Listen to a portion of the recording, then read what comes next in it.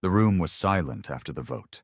100 counselors, each from a different star-spanning species, had cast their mark on the hollow slate. The final tally blinked in harsh red. 97 in favor. 3 against. Earth was marked for invasion. Counselor Theric of the Varn Dominion leaned back, his mandibles twitching in smug delight. "Primitive apes with delusions of significance," he muttered. "They'll fall within a cycle. Their planet's rich in iron, uranium, and geothermal access. Let them scream while we strip it dry." None in the chamber disagreed. Not publicly, anyway. Earth's entry into the galactic radar came far too late. Their signal, crude, desperate broadcasts of culture, war, music, and violence, was detected only a decade ago. Most species assumed they'd still be fighting with sharpened metal or blowing themselves apart in pointless internal feuds. A species too emotional, too unstable, too human. What the Council didn't account for, however, was what made humans dangerous. It wasn't their weapons. Those were outdated. It wasn't their ships. They had barely touched interstellar travel. It was something older, something primal. 12 days after the Council's vote, a stealth probe entered Earth's orbit. No transmission, just data collection. It was shot down in under 8 minutes. A missile, cold, fast, brutal, with zero warning. They never recovered the wreckage. On board the flagship Corithan Dreadnought, stationed in a solar hide point behind Jupiter, General Hrivak watched the planetary scans with a casual arrogance. "They barely noticed us. Our cloaking holds. This will be surgical." His adjutant, a young Talari named Breen, cleared his throat. "Sir, there's something odd. They've launched 2 vessels from the surface. Small, fast, no registry on our logs." "Send interceptors. I want them captured, not destroyed," Hrivak replied. "Let's find out what Earth calls a pilot." He didn't say it, but he was curious. Curious to see what courage looked like from the inside of a monkey's skull. 2 hours later, only 1 interceptor returned. It drifted. Cockpit cracked open, pilot missing. What replaced him was a single item wedged into the ship's central console. Something foreign, hard, and strange. A crowbar, no explosives, no hacking tools. Just a solid, dense, heavy piece of curved steel. "Is this a threat?" Breen asked. Hrivak said nothing, but for the first time in his long career, his throat went dry. Back on Earth, 2 men sat in a dim, underground hangar beneath Colorado. The room smelled like oil, cold concrete, and gunpowder. One of them, rough-faced with a fresh scar across his temple, lit a cigarette and leaned over the glowing map table. "They've surrounded the moon. Naval blockade, static orbital patrols. They think we're cornered," he said. The other man didn't respond at first. He was adjusting the exosuit on his arm, a half-patched relic of old military tech, mixed with a human touch of mechanical madness. "What's the play, Captain?" the scarred man asked. The second man finally spoke. His voice was gravel. Calm. Deadly. "We're going up there. They'll kill us before we break orbit. Not if we make them think we're just cargo ships. And when they scan us?" The captain smirked. "We won't be there by then." He flicked a switch. The map table flickered into motion, showing the Dreadnought, its engines idle, positioned just beyond Mars. "They want to see what humanity can do?" he said. "Then let's remind them why Earth was never conquered." Back on the Council homeworld, the 3 dissenters, the only ones who had voted against the invasion, were silent too. They had studied humans, not through probes or algorithms, but through history, through war records, through diaries from Hiroshima, Verdun, Fallujah, and Stalingrad. One of them, a blind aquatic seer from the Tolari pools, muttered, "They do not fight to win. They fight because they refuse to lose. But no one heard him over the thunderous approval of conquest, and it was already too late. 3 ships ascended from the Earth's surface that night. Not state-of-the-art, not beautiful, not even fully tested. They were hybrids, part stolen tech, part patched-together wreckage from Earth's short, furious history of aerial warfare. One of them used engine parts from a scrapped commercial airliner. The other 2 had guidance systems jury-rigged from decommissioned ballistic missile systems. They weren't perfect. They didn't need to be. They just needed to move fast and explode loudly. Inside the lead ship, Captain Reese tightened the straps across his chest, a beat-up sidearm clipped to his thigh. He wasn't a trained pilot. None of them were. But every man in that cockpit had seen combat. Real, messy combat, not simulations. They weren't chosen for their skills. They were chosen for one reason. They knew how to die with impact. Reese stared at the small screen flickering near his knee, a satellite feed stitched together from private networks and repurposed global infrastructure. It showed the enemy formation in high orbit. 8 ships, cold and motionless like predators waiting in the dark. Cloaked, but visible to the human systems through pattern recognition, an algorithm someone's teenage daughter had coded between history homework and ramen noodles. We break past the first patrol line and dump the decoys, Reese muttered. Then we scatter. Ship 2 veers toward Mars. Ship 3 slings around the moon. I go straight for the jugular. Jugular being that big ugly fucker hiding behind Mars? The man in the second seat asked. He was bald, tattooed down to his knuckles, and clearly loving every second of the chaos ahead. That's the one. The dreadnought. If I'm lucky, I get close. If I'm really lucky, I get inside. And if you're not? Reese cracked a half smile. Then they learn what a human corpse looks like at Mach 20. The other man chuckled, tapped the ignition, and the ship began its violent ascent. Up in space, on board the Corythan dreadnought, alarms blared before the human ships even cleared the ionosphere. They launched again, Breen said, staring at the blinking red dots appearing on the screen. 3 this time. General Hrevak leaned forward, narrowing his slitted eyes. Same type as before? Similar construction. Heavily shielded but erratic in trajectory. They're not traveling in formation. That's strange. No, that's human, Hrevak said bitterly.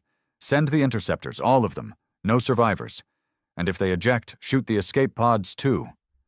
Sir Dash, number no prisoners. Not anymore. For a moment, Breen hesitated. He thought about the crowbar, about the interceptor team that never came back, about how easily Earth seemed to adapt, to twist chaos into strategy. Then he turned and gave the command. Reese watched the ships coming towards them, dark figures like insects with glowing eyes. He tapped the screen twice. Decoys out. The sides of the 3 human vessels peeled open, releasing dozens of small, rapidly rotating metal pods, each one designed to emit heat signatures, mimic movement patterns, and confuse automated targeting. The alien interceptors, fast but reliant on cold logic, moved towards the most likely threats. 2 of the human ships peeled off. Reese didn't. He punched the throttle. "Come on, you alien bastards," he hissed. "Let me show you what vengeance smells like." The dreadnought's bridge went tense. "One of them's heading straight for us," Breen announced, stunned. "Not evading, not hiding. He's coming head-on." "Fools," Hrevak spat. "Prepare main cannons. Target ship trajectory 12.5 to fire at will." But the cannon didn't fire. Instead, systems went dark for 6 full seconds. On Earth, a small Black Ops group hidden in a decommissioned research base in Antarctica cheered. Their virus, disguised as a music file downloaded from Earth's own global net, had made it into the Dreadnought's system through an intercepted transmission just 2 days earlier. 6 seconds was all Reese needed. The ship shuddered violently as he cut power and rerouted everything to the heat shields. The Dreadnought loomed in front of him now, a floating behemoth of silent steel and layered armor. It wasn't just a ship, it was a fortress. Reese aimed for its lower flank, the hangar bay, half open, still unsealed. He didn't need permission to enter, just speed. As he crossed the final 1,000 kilometers, enemy fire came alive. Lasers, pulses, gravitational snares, all automated, all lethal. The shields groaned, buckled. One wing tore off. Oxygen hissed, but he didn't stop. At the last second, he launched from the cockpit in an ejection pod, smaller, faster, lined with explosives. It punched through the hangar shield and slammed into the wall like a comet. Inside the Dreadnought, chaos erupted. Council Command didn't hear about the breach until 2 hours later. By then, Reese had done what no one thought possible. He didn't kill the Dreadnought. He didn't destroy their fleet. He did something far worse. He humiliated them. Using only scavenged tech and sheer improvisation, he disabled their engines, stole encrypted star maps, and triggered a chain reaction in their fuel storage bay. He didn't blow the ship. He crippled it and vanished through an airlock hatch with half their data cores under his arm. One man, a human. A primate with duct tape and a death wish. On Earth, global leaders argued, the UN was a ghost of what it used to be. Military factions no longer answered to nations. They answered to results. And the man now holding all their attention was sitting in a warehouse in Alaska, shirtless, bruised, and drinking whiskey. Reese. "You hit them?" one of the officials asked, leaning over the table, sweat pouring down his neck. "I didn't hit them, I embarrassed them," Reese said, pouring another glass. "They came thinking we were bugs. I showed them we're roaches." "Roaches? Unkillable, annoying, and we breed in darkness." Nobody laughed. One of the younger tacticians leaned forward. "They'll retaliate." "Let them," Reese said. Far across the galaxy, on the Council's main moon station, a meeting was called. Not all the counselors attended. Some were dead.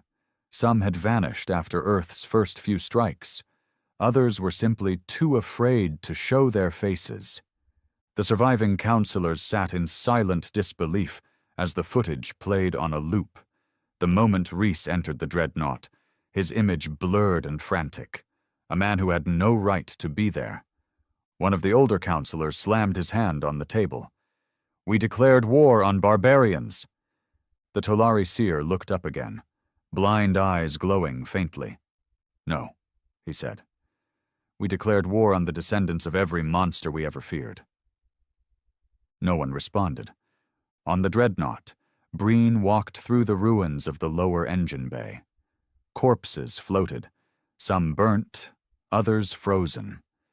He found a wall scorched with words, burned in by hand. "Next time, we send more." Breen swallowed hard, and for the first time he understood the message. It wasn't a threat.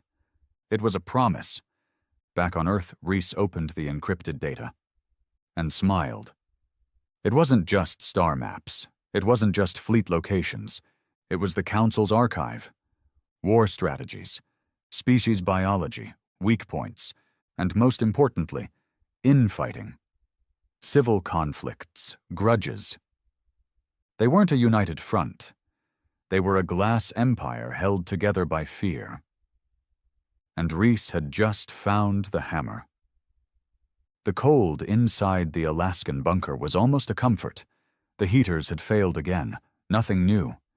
But the chill kept people sharp. Softness had been burned out of them months ago. Comfort was a weakness, and right now weakness got you erased. Reese sat in front of 3 rusted monitors patched together with copper wire and leftover smartphone screens. His fingers moved fast, typing with the kind of precision born not from training, but from desperation. From obsession. Each key he tapped cracked open another layer of the stolen council data, bits and pieces, names, coordinates, species with internal fractures and ancient hatreds, duct-taped together under the illusion of galactic order.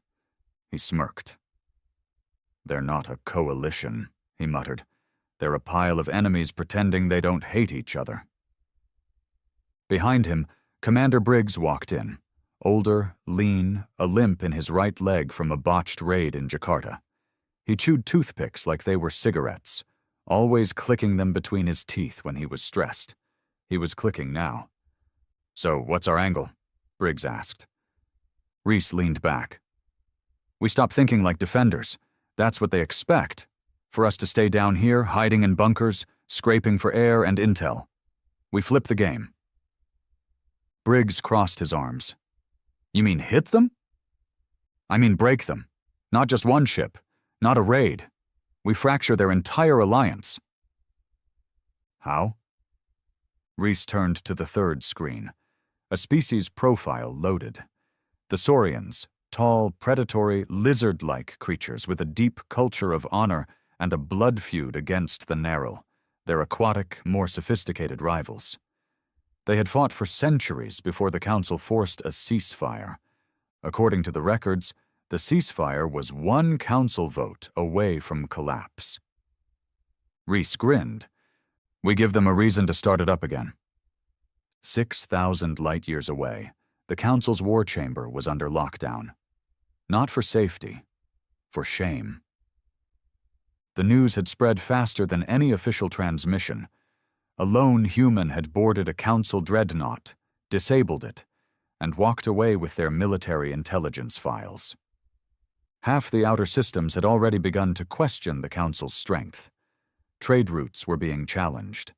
Pirates, human-inspired pirates, had started using crowbars and guerrilla tactics in deep space raids. Morale was crumbling. Theric of the Varn Dominion, who had once laughed at the very idea of Earth resistance, now seethed behind sealed doors. His species had suffered the most since the breach. 2 supply depots gone, 1 embassy firebombed. "Primitives," he snarled. "They think this proves superiority? That one man can shame the Council?" Across the room, the Talari seer stirred. "Not one man," he said. "An idea. You made them desperate. You gave them purpose. That's more dangerous than any weapon." Theric pointed a claw. "Then we erase the idea. We burn Earth to glass. No prisoners. No messages." But the Council president shook his head. He was a stoic, frail insectoid whose calm had once brokered peace between 4 warring systems. Now, his voice barely masked the fear. "Retaliation won't undo this. We strike too hard, and the outer systems revolt." "Then what?" "Control the narrative. Say the breach was internal sabotage, a traitor. Anything." Theric slammed his clawed fist into the table. "They saw him. He wrote on our walls with fire." No one replied, because the truth was worse than any lie. Humanity had shown its teeth. In the Black Zone, a lawless region between Council territory and neutral stars, 3 cloaked ships emerged from hyperspace. Their insignia? None. Their crew? All human. Reese stood at the helm of the lead ship. It wasn't his first command, and it wouldn't be his last. Their mission wasn't destruction. It was seduction. A strike team led by Briggs had been sent to a Saurian outpost disguised as Council inspectors. They wore artificial scales, mimicked posture, even downloaded speech patterns. They didn't need to trick the Saurians, just push them. One carefully leaked message, one doctored video, a fabricated call between Narral command ships mocking the Saurians, claiming humans were their dogs, weapons on leashes. It was enough. The Saurian general barked an order. We return to war. Burn the fish. Just like that, the first crack in the Council's armor split wide open. By the time Council Command heard about the Saurian assault on Naril outposts, it was too late. Entire fleets turned on each other. Every attempt at negotiation dissolved under accusations and retribution. The war Reese wanted had started, and Earth hadn't fired a single shot. Back in the underground command center, Briggs leaned over the table, watching the chaos unfold across 20 different screens. "This is madness," he said, almost in disbelief. Reese didn't look up. "No, this is balance. We've been fighting to survive. Now they fight each other to keep power. They're bleeding from the inside." Briggs grunted. "You realize they're gonna know it's us eventually." Reese finally turned. His eyes were hard now, colder than the Arctic ice above them. "Let them." While the Council scrambled to stabilize its power, Earth shifted. Bunkers became training grounds. Abandoned labs were resurrected. Nations that once hated each other now funneled everything they had into one cause: vengeance. For every satellite the Council destroyed, Earth launched 2 more. For every human ship shot down, 3 rose in its place. They stopped waiting to be invaded. They stopped reacting. They started hunting. Reese stood alone in a hangar, watching the next generation of human ships being built. They were still rough, metal welded by hand, systems run by wire instead of code. But every one of them carried something the Council could never manufacture: resolve. A young engineer approached, holding a data slate. "Sir, prototype for the EM core disruptor is online. It'll shut down any Council shield within range." Reese nodded. "Good. Keep the pulse dirty. I want it to fry their computers. Make them feel it." "Yes, sir." "And the message?" The engineer hesitated. "You're sure you want it broadcasted before each strike?" Reese turned toward him, voice like gravel. "Word for word." The engineer nodded. The message was simple. "This is Earth. You came for blood. Now we come for yours."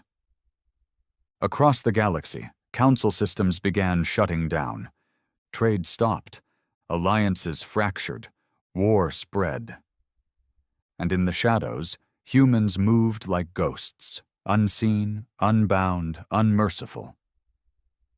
On a Council supply moon, a transport carrying over 2,000 soldiers exploded mid-launch. Investigators found the cause: an explosive embedded in a food crate labeled humanitarian rations. A trap. A message.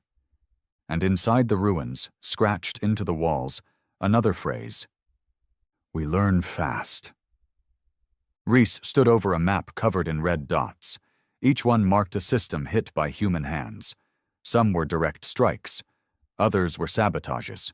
A few were whispers that turned into civil wars. Briggs stared at it too, arms folded. "We're winning." Reese shook his head. "Not yet. They still think we're a mistake, a virus, something they can cleanse." "Then what do we do?" Reese stared at the largest dot, the Council's capital planet. "We show them we're not a virus," he said. "We're evolution." They called it Operation Black Vein, and no one who signed on expected to come back. The target wasn't just any outpost. It was Marith 4, the logistical heart of the Council's inner ring supply chain. It was a moon-sized fortress orbiting the dying star of Ivos, shielded by layered turrets, automated fleets, and surveillance so tight not even asteroid dust could pass through without triggering alarms. No human had ever gotten close to it, which is why Reese chose it.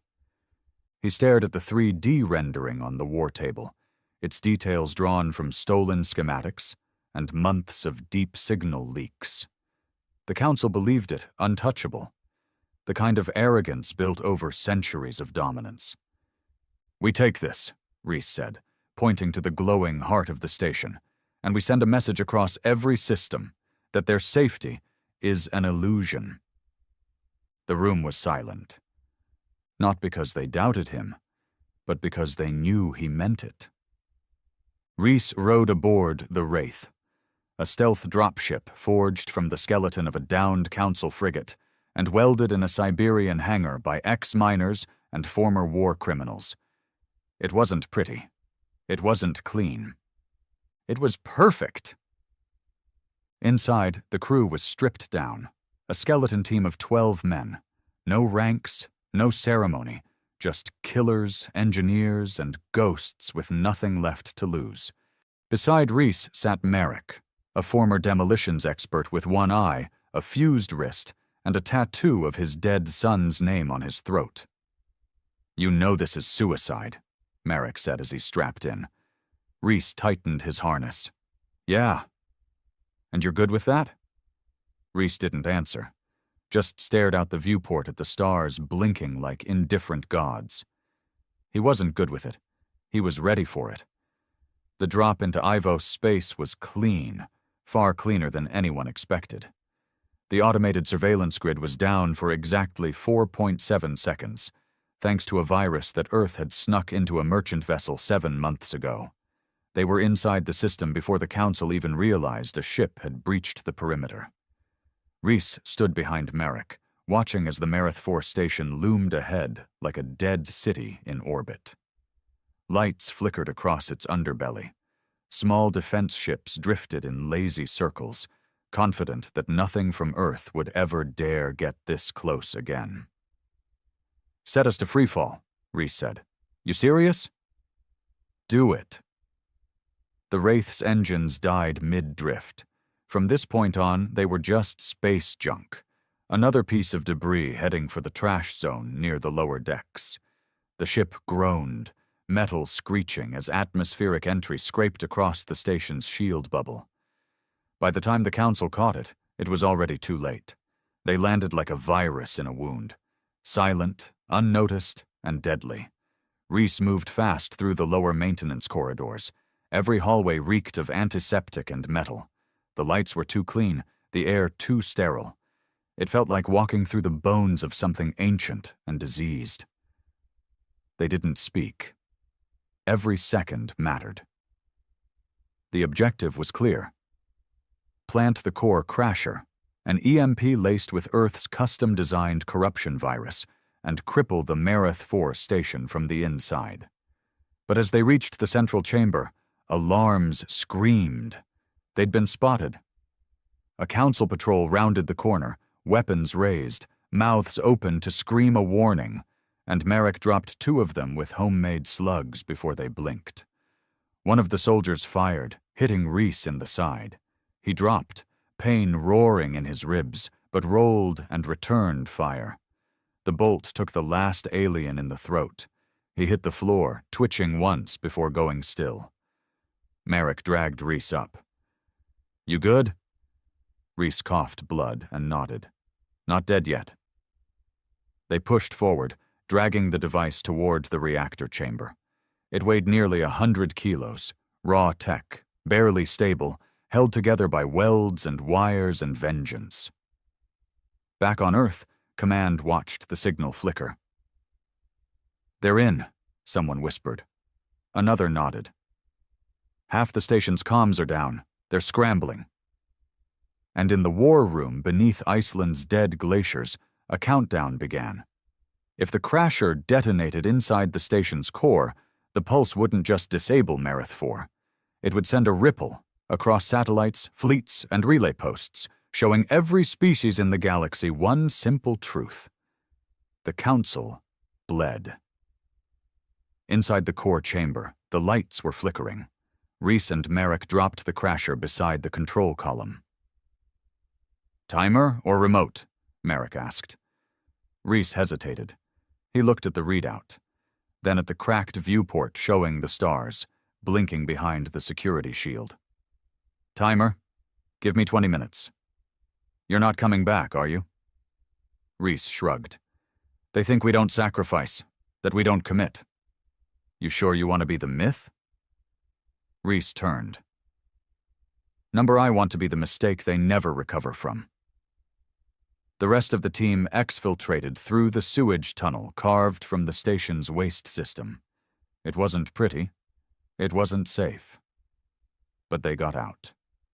Reese stayed behind. He limped through the station, bleeding and broken, but upright. He entered the central command chamber and activated the emergency intercom.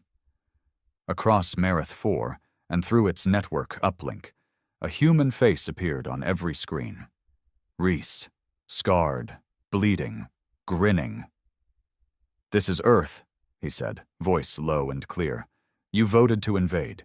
You thought we were weak. You thought we'd crawl." He held up the detonator. "You were wrong." Then the screen went black. The explosion wasn't flashy. It was ugly, raw, corrupt, primal. The crasher didn't just detonate. It consumed. It ate through Marith 4's circuits like acid, melted its defenses, scrambled its communications. Every ship within 5,000 kilometers went dark. Earth's signal, the message, rode the shockwave across the stars. "We are not yours. We are not prey. We are the future." Council Command collapsed into panic. Supply routes died, reinforcements stalled, fleets trapped in deep space with no guidance, no fuel, no idea what had just happened. And in their silence, fear began to whisper. This is what humans do. They don't fight wars. They end them. 3 days later, Reese's body was recovered by a small scavenger drone. The Council never got it. The humans did. And when they buried him, no state funeral, no flags, no songs, just dirt and a headstone carved with his own words. "We don't fight to win. We fight because we refuse to lose." In the following weeks, Earth didn't just gain ground. It gained followers. Small planets under Council oppression began to rebel. Mercenary crews defected. Council supply captains went dark, joining the resistance or disappearing with Earth's offers of freedom. Marith 4 was never rebuilt. It became a symbol, a ghost station, a grave. And every time the Council told the story, the name they feared most wasn't a species. It was a man. They thought it would end with Reese. The Council's mistake wasn't underestimating him. It was assuming he was the peak of human resistance, that his death would scare the rest into crawling back underground like frightened vermin. But what they didn't understand was what Reese became. Not a soldier, a blueprint. Across Earth's fractured zones, from the ruins of Paris to the iron domes of what used to be Beijing, his message was more than remembered. It was repeated. Burned into the backs of bomber jackets, scrawled on missile casings, carved into helmets.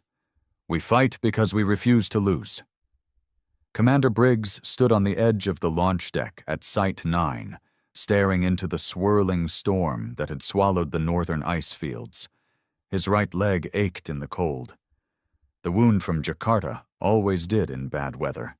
He'd buried Reese with his own hands, dug the hole with a rusted shovel, alone, because no one else had the guts to see him go into the ground.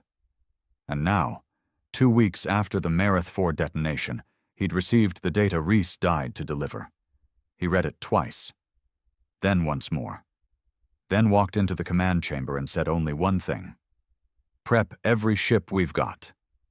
The Council's retaliation didn't come as a single strike. It came as a massacre, not on the battlefield, but from orbit. They picked 5 human cities, 5 centers of resistance, and glassed them. No demands, no speeches, no warning, just silence. Then fire. From space, their ships hovered, launching thermal detonators and bioreactive incendiaries designed to cook everything beneath. Oceans boiled, buildings melted, children vaporized before they could scream. They erased over 200 million lives in one night. When the transmissions reached Earth's central command, no one spoke for nearly 20 minutes, not even Briggs. He just watched the footage again. And again, and again. until his jaw clenched so hard his teeth cracked. Then he turned, spit blood into a rag, and said, "Send the message." The message was simple. Every council world with a defense network linked to the Marith grid, which was nearly all of them, began receiving a data surge. Not a virus, a video, unfiltered, raw. It showed one of the glassed cities, a camera drone hovering low, recording rows of charred bodies and melted skin, a child clutching a doll fused to her hand, a father's skeleton curled over a son's. Then it cut to Briggs. He didn't scream. He didn't cry. He looked into the camera like it owed him money. "This was your answer to defiance?" he said. "We gave you a chance to retreat, to reconsider. You answered with fire." He paused. "Now we answer." Briggs took Fleet Omega, Earth's first true offensive battle group, and punched through the outer systems like a rusted blade. The ships weren't elegant. They were monsters, built from rage and broken satellites, every one of them painted with graffiti and scars from 1,000 old wars. Their flagship was renamed the Ghost of Reese. And the first target wasn't military, it was symbolic. A council world called Zora Prime, home to their history archives, museums, art, and the oldest genetic records of every species in the Alliance. Briggs ordered total annihilation. "Spare no buildings, no monuments, no data. Let them remember nothing but loss." They bombed it for 7 hours straight. By the time they left orbit, there wasn't a single square meter of history left. Only black ash. Across the galaxy, Council citizens panicked. The humans had always been underestimated, but this was no longer rebellion. This was strategic rage, and it was contagious. Other planets, previously bound by fear of the Council, began to riot, not in favor of Earth, but against their own rulers.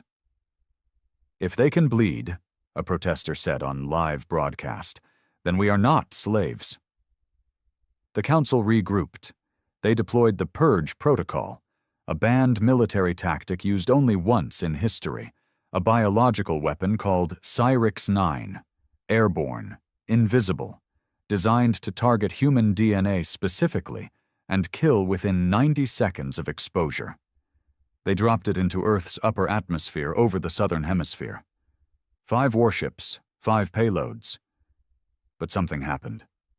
Nothing died. No alarms, no sickness, no screams. The ships that dropped the weapon were ambushed mid-retreat by cloaked fighters they didn't even detect until after impact. 4 of the 5 were destroyed. The 5th was hijacked and turned around, crashing into a Council listening station on a distant moon, wiping it from the system.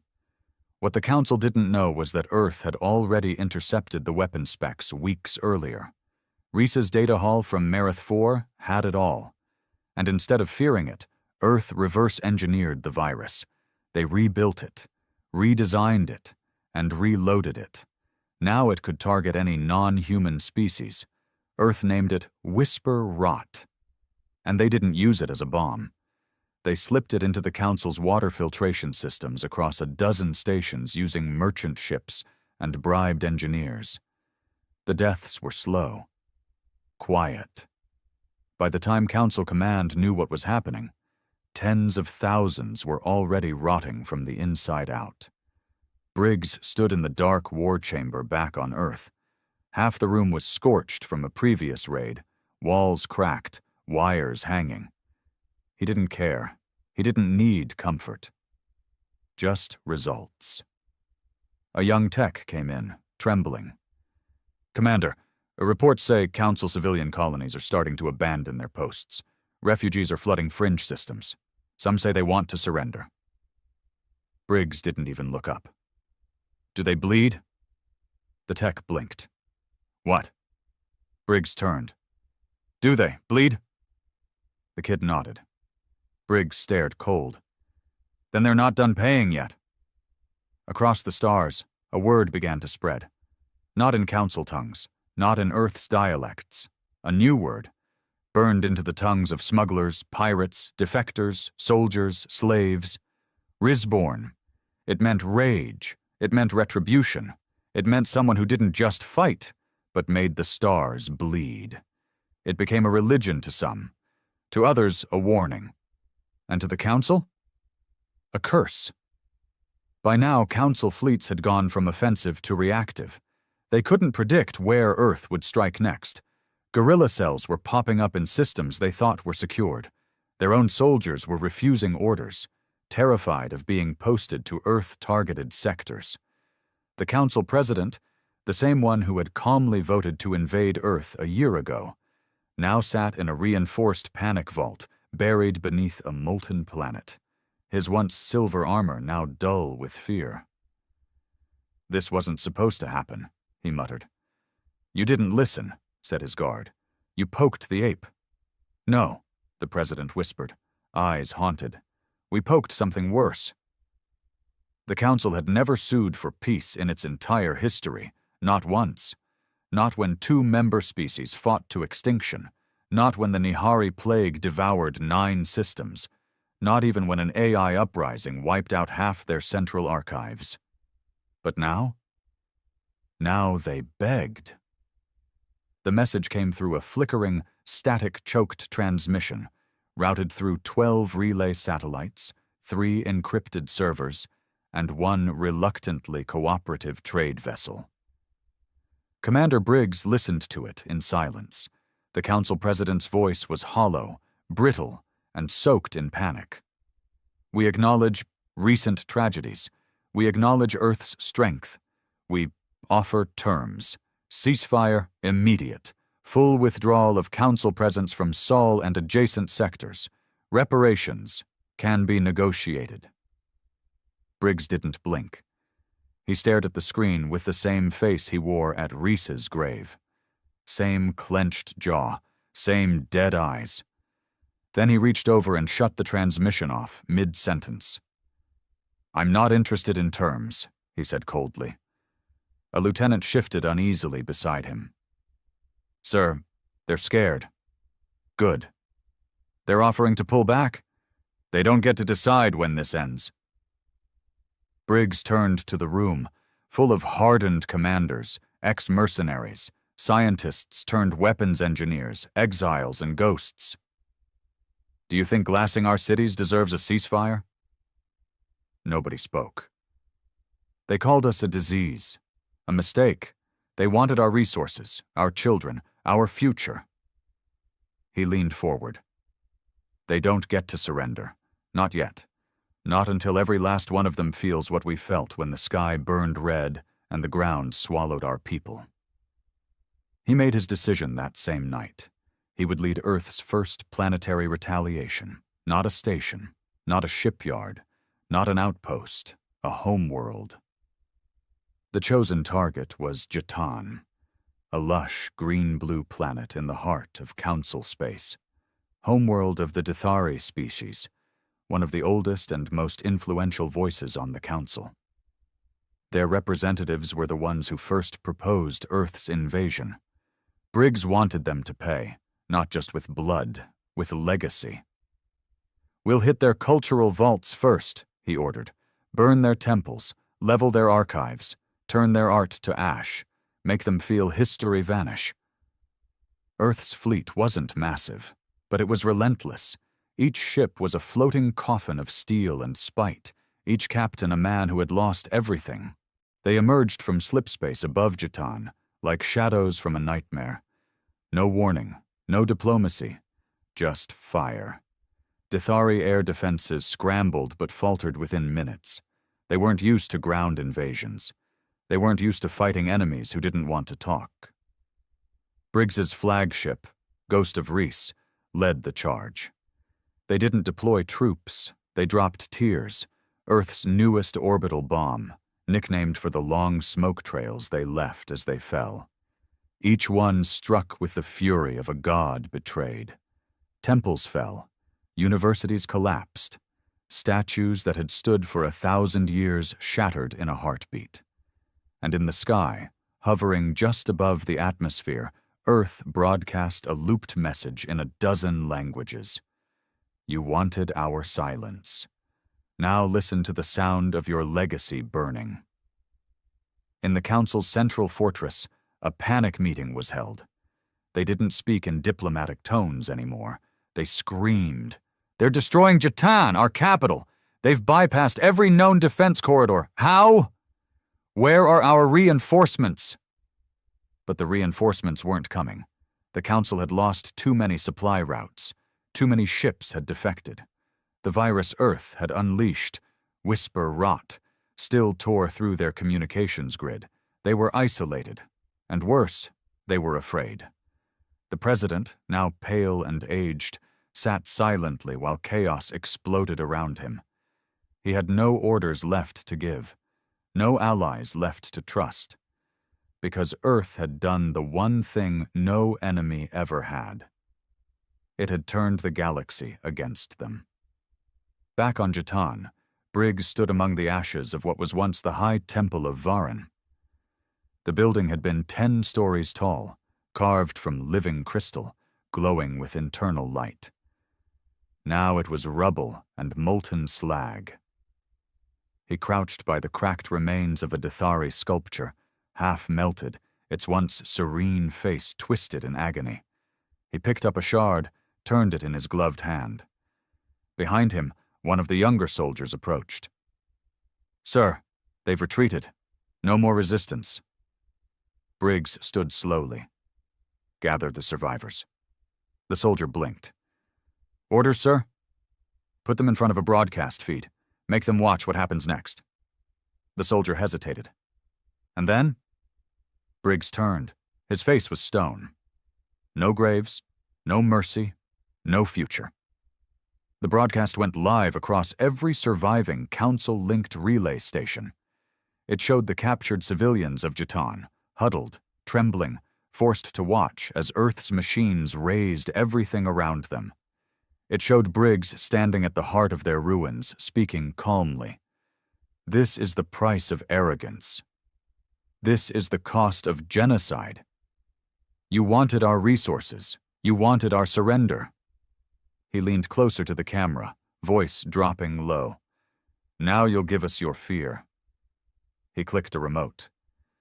Behind him, the last archive tower, their hall of memories, exploded, raining data shards and screams.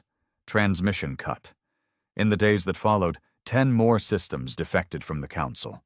Some out of fear, some out of guilt, all out of respect. And Earth? Earth didn't stop. They didn't pause to gloat or negotiate. They just moved on. One by one, targeting not armies, but ideas. Centers of culture, history, identity. Because Earth didn't want peace. Not anymore. They wanted the Council to forget who they were. In a dim war room bunker on Earth, Briggs sat with a worn notebook. He flipped through it, page after page of names. Children, teachers, friends, gone in the glassing. He added one more to the list. Jatan, erased. He didn't smile. He didn't sigh. He just closed the book, set it down, and looked at the map. Hundreds of systems still loyal to the Council. He tapped the next one. Karvosh. Karvosh was barely ash when the order was signed. The once prosperous world had been reduced to a red wasteland, its oceans boiled off by 3 coordinated orbital strikes, each orchestrated by Earth's satellite-jammed precision software, handcrafted by a team of ex-hackers and disgraced AI engineers who no longer believed in laws. Commander Briggs didn't watch the destruction. He didn't need to. He just stared at the next red dot on the map, one of hundreds, and circled it with a piece of charcoal taken from the ruins of a burned-out Earth schoolhouse. The officer beside him, younger and still pretending hope mattered, finally spoke. "Sir, intel suggests the Council is attempting something unconventional, not military." Briggs raised an eyebrow. "Assassination," the officer said quietly. "They've hired someone, a contract team." Briggs scoffed. "They think cutting the head ends the storm?" They think you're the only one holding this together. They're wrong. Deep in the crumbling remains of the Council's internal security division, a secret team was assembled.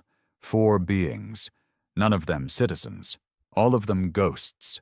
The Council called them Unit Zero because, officially, they had never existed. Mercenaries, bounty hunters, and failed experiments pulled from the black archives of forgotten wars. Their target? Briggs, the most wanted human in galactic history. Reward for proof of death. 7 Council worlds worth of credits. But they weren't doing it for money. They were doing it because they were told he was a myth, and they didn't believe in myths. Briggs knew they'd come eventually. He didn't flinch. He moved his command to a decommissioned orbital wreck called Skygrave, a forgotten mining station orbiting the blackened husk of Earth's first space elevator, a place so irradiated, even Council drones avoided it. The perfect trap. He posted no guards, broadcasted no alerts, just waited. They arrived in silence, no fanfare, no explosion, just 4 figures in vacuum black armor moving through the halls like shadows with weapons fused to their bones. Their language wasn't spoken, it was thought. The first, a serpentine creature called Sira, moved through vents, skin changing color to match metal. The second, a hulking brute bred for war, known only as the Maw, carried a gravity hammer so dense it bent air. The third, a cybernetic telepath named Driss, could fry synapses with a blink. And the fourth? No one knew. Just called Null. No heat signature, no voice, no face. Only death. Briggs sat at the center of the station, alone, lit by a single flickering bulb. He held no weapon, just a glass of melted snow and a data pad. The first to enter was Driss. He blinked. Briggs didn't move. "Thought killer, right?" Briggs said calmly. "Sends electric shockwaves through frontal lobe. Feels like a stroke and a heart attack rolled together." Driss blinked again. Nothing happened. Briggs smiled. "You're trying. I can feel it. Thing is, I had my cortex rewired 2 years ago. Brain's not where you think it is anymore." He pulled a small trigger from under the chair. The room flooded with a high-frequency pulse. Driss's eyes exploded. He collapsed, screaming blood. Briggs didn't blink. Sira tried to sneak through the vent above. The second she descended, the vent collapsed, crushed her spine. Metal teeth. Briggs had welded sharpened scrap inside the ventilation shaft hours before. He didn't shoot her, just watched her bleed out as she clawed across the floor. The Maw came last, charging through the corridor, walls shaking, roaring, swinging the gravity hammer like the planet owed him blood. Briggs stood still. Until the hallway floor beneath the Maw gave out. He fell 30 meters into a reactor tunnel. When he climbed out, burned and limping, Briggs met him with a crowbar. Reese's crowbar. It cracked skull before it cracked bone. The Maw didn't scream. He fell. Null never showed. Briggs knew why. Null was already dead. He'd poisoned the air in the shuttle before they landed. Killed the ghost before the mission even started. Briggs sat alone again. 4 bodies in silence. No alarm. No applause. Just war. Back on Earth, when news reached the underground strongholds, the soldiers didn't cheer. They didn't throw fists or drink in celebration. They just nodded. Because in Earth's new war, survival wasn't a victory. It was the expectation. Briggs looked out the cracked viewport of Skygrave. The stars blinked like they were watching. He picked up the datapad again. The next objective flashed red. A system called Catherine's Cradle, a council-breeding world, where they raised the next generation of leaders, diplomats, strategists, where younglings were taught Earth was a mistake, a stain, an accident. Briggs tapped the pad. Green light, approved. But this time Earth wouldn't just strike with bombs. They would strike with something new, something massive. Goliath. Goliath was born from Reese's last sketches, plans found in a damaged journal recovered from his original crash site. An orbital machine the size of a small moon, not designed to fire, not to kill, but to crush. Drop from orbit, erase the concept of geography. When it hit, it wouldn't explode. It would bury a planet's legacy in its own soil. Built in orbit around Mars over 7 months, Goliath was constructed in silence, hidden behind comms blockers and visual cloaks, each part carried by unmarked ships from across Earth's underground network. Only a dozen people had seen it. Even fewer believed it would ever fly. Briggs stood beneath it now, staring up.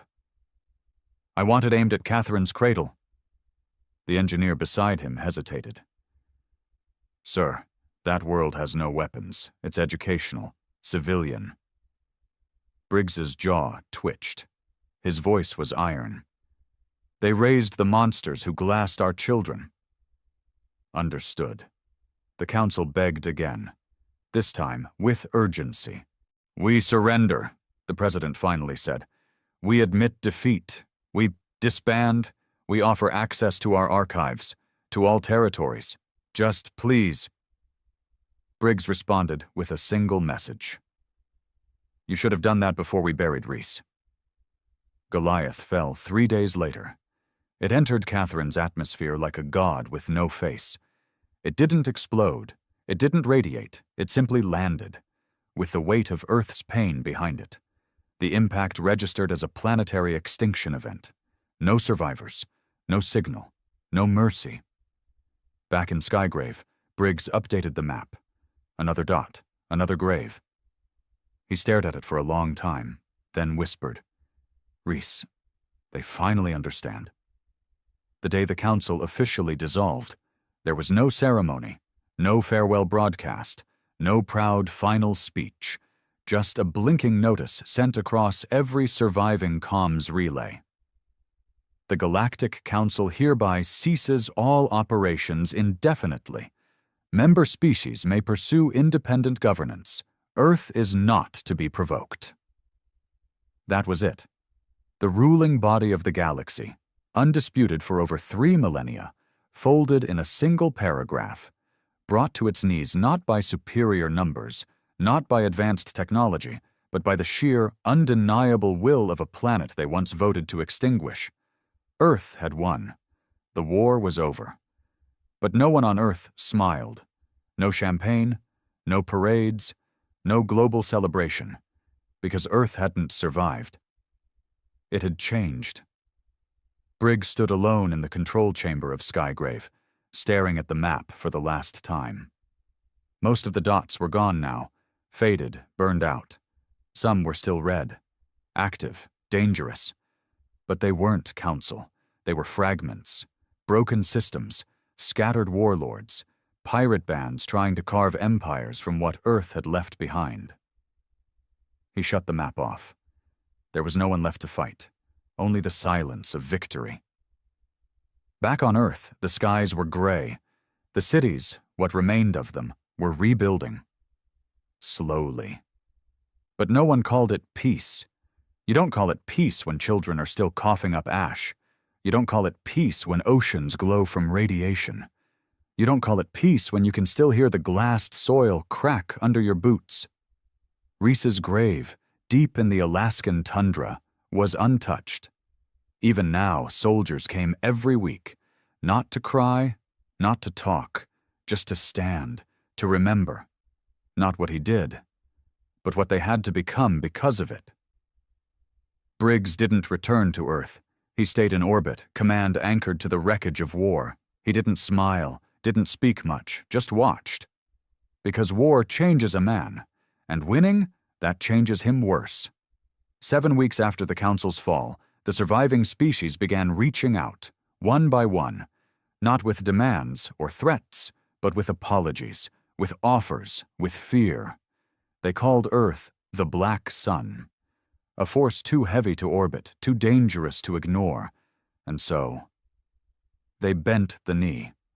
World after world, planet after planet, Not because they believed in Earth's vision, but because they were terrified of what Earth could do without one.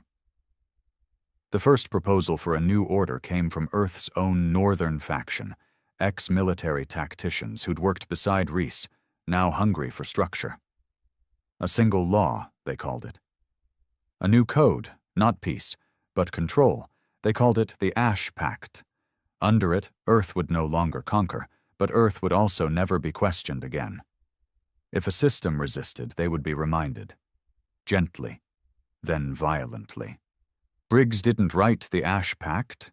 He didn't even read it. He just approved it, because in the end the war had eaten something inside him, something vital, something human. He had watched worlds burn, watched good men turn savage, watched boys become weapons, and now he watched as the galaxy made gods out of the very species they once wanted to erase. There was no more us and them, no rebels, no council, just Earth, and everything Earth owned. The first rebellion came 6 months later, a border colony deep in the ruins of former council space. Minor, poor, desperate. They refused to pay tribute, refused to hang Earth's new flag, said they didn't believe the stories, said Earth was mortal. Briggs didn't send an army, he sent a transmission, just footage. Mareth 4, Reese's crowbar. The moment Goliath hit Catherine's cradle. By nightfall, the colony leaders surrendered. By morning, they were gone. Their cities leveled not by warships, but by terraformers, engineered to erase architecture down to the soil. That was the new war. It wasn't fought, it was enforced. In time, Earth became less a name and more a concept, a warning, a myth. Whispers passed in the dark of space stations. Don't challenge the black sun. Don't make Earth look at you twice. Don't speak Reese's name unless you're ready to bleed for it. But not all humans were proud. Some had begun to fracture, question the legacy they were building. Veterans, mostly. Ones who remembered what it was like before the sky fell. Ones who remembered the faces of the dead. Some refused the Ash Pact. Others disappeared into the void. There were rumors of a hidden fleet, rogue Earthborn, ex-commanders, former soldiers building their own sanctuary beyond the rim, not out of hatred for Earth, but sorrow. Because deep down, they knew. Reese didn't die, so Earth could become the thing it hated. Briggs heard the rumors. He didn't act. He just watched. Because some part of him, buried under rage and years of war, still whispered that maybe they were right. That maybe, somewhere out there, Reese would have drawn the line. But it was too late now. The war had become a system, and Earth was the architect. On the 10-year anniversary of the vote to invade Earth, a monument was unveiled. Not by humans, by aliens. A shattered world called Delan 6, once a council puppet, now an Earth ally, erected it on their capital's highest peak. No names, no flags, just a single black stone with one sentence carved into it. You voted to destroy us. We voted to become something worse. Briggs never visited. He was dead 6 months later, quietly, alone, in orbit. No ceremony, no funeral, just a ship drifting through space, lights off, message on repeat. It played Reese's voice, a recovered snippet from a mission log, warped and frayed. I'm not here to win. I'm here to make sure they never forget what we are. Earth didn't forget. The galaxy never could. Epilogue. They voted to invade Earth. They wanted minerals, land, labor. What they got was a species that bled and still stood, that crawled out of the dirt with broken bones and said, try harder. They got fire, ruin, and silence. They got Reese. They got Briggs. They got a graveyard of legends and a future written in ash.